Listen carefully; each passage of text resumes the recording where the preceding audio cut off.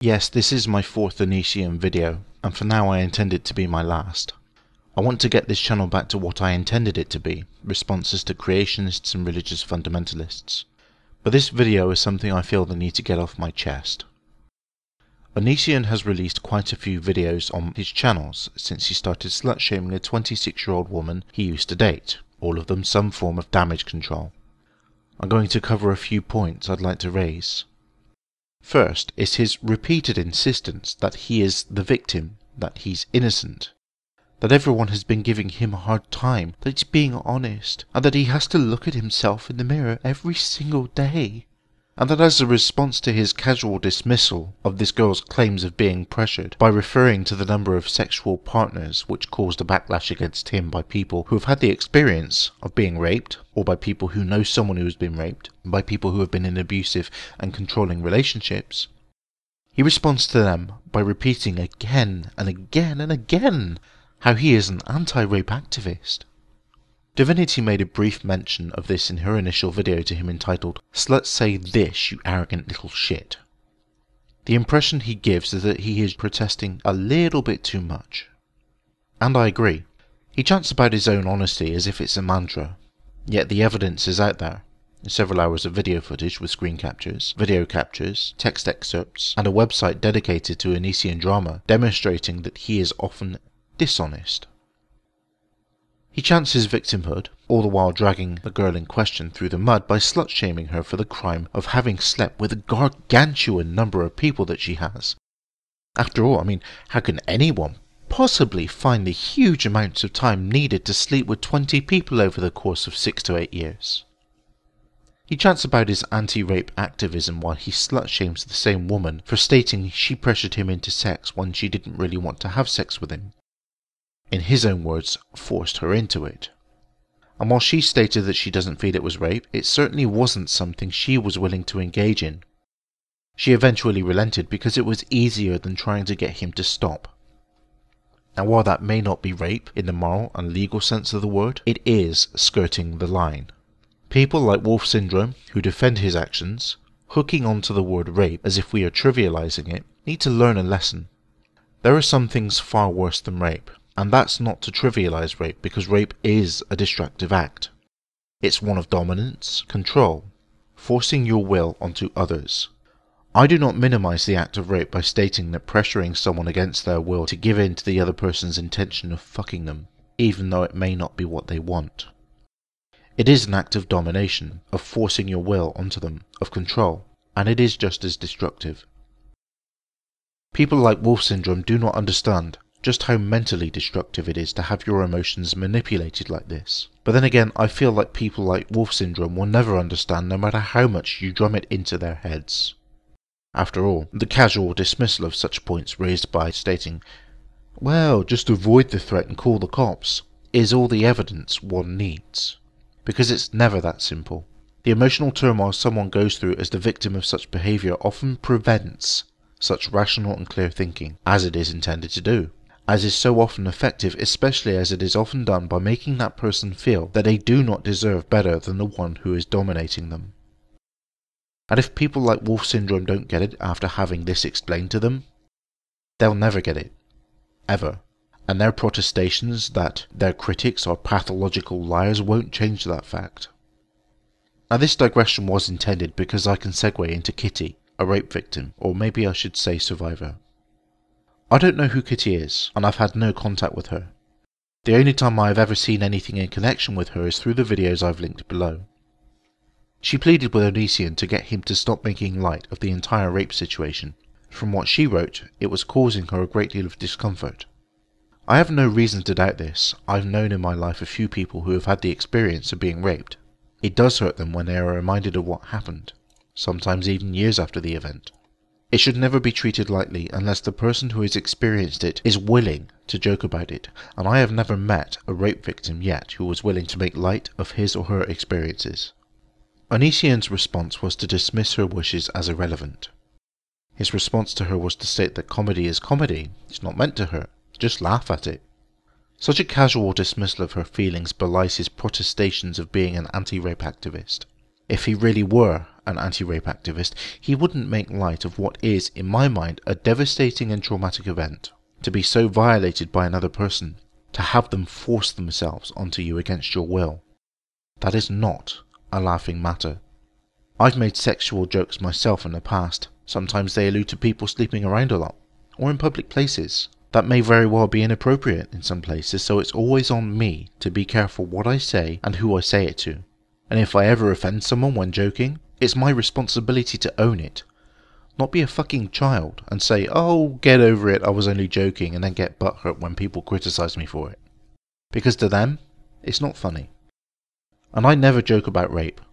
As someone who has been emotionally and physically abused in my past, and as someone who knows people who themselves have been sexually abused in their past, I don't think that shit's funny. Not even a little bit. It reminds me of how I felt when I was being treated with contempt, with casual disregard for my wishes and feelings, with what could almost be described as a casual hatred. And since I don't want to be reminded of what happened through someone else's sense of humour, why the hell would I want to inflict that kind of discomfort, or in some cases pain, by making inappropriate jokes? The fact that Onision is so ready and willing to dismiss Kitty's concerns by telling her to take it as a joke, then to state that it's not a joke if they take it seriously, as if to dismiss their right to be upset at such an inappropriate and unfeeling remark or series of remarks, and then to further dismiss her concerns by stating that she is silencing comedy by being offended at rape jokes. I mean, really.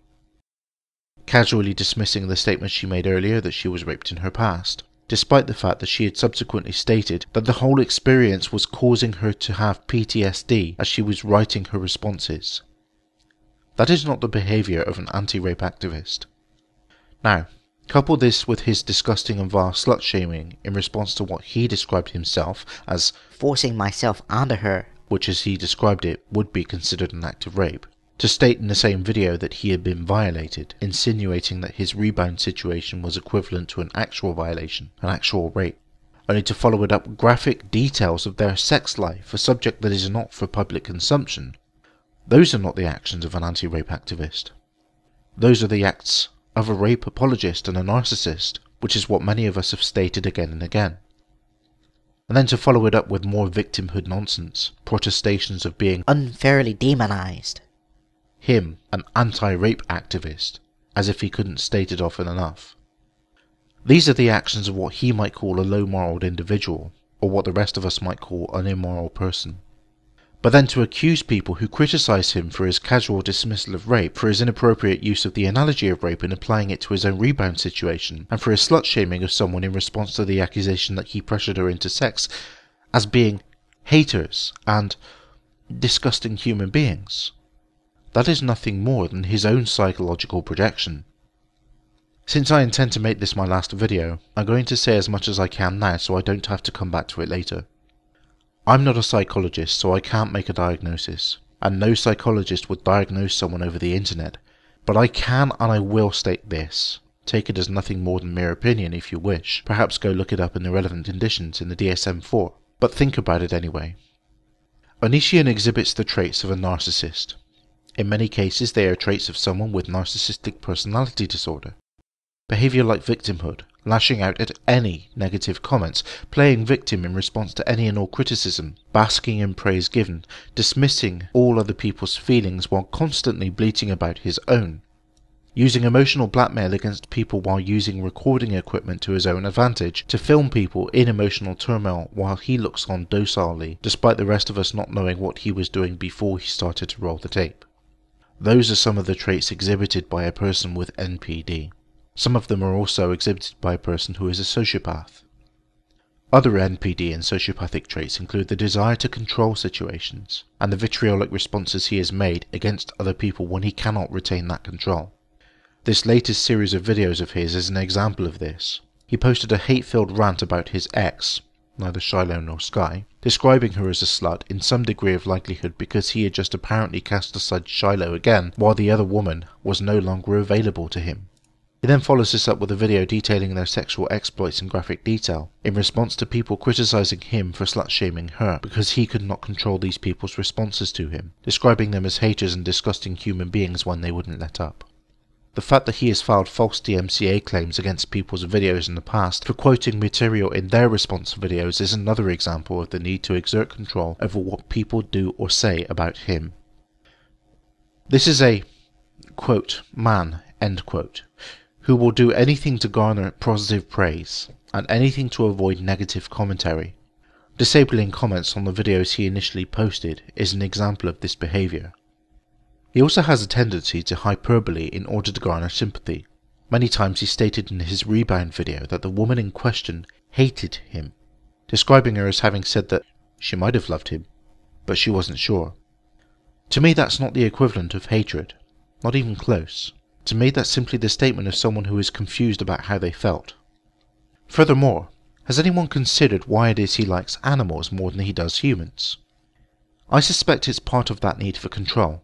You see, a cute fluffy little animal like a rabbit, a possum, a guinea pig, can't answer him back, can't respond to him on an intellectual level, and he's physically stronger than the little animal as well. The guy is a control freak in my opinion, a narcissist, possibly even a sociopath. Describing someone as a hater merely for criticizing your disgusting behaviour is not the actions of someone who has empathy.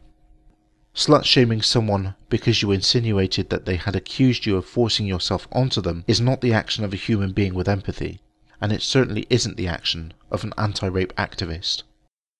Calling your detractors disgusting human beings when they call you out on your own disgusting behaviour, that's merely an act of projection.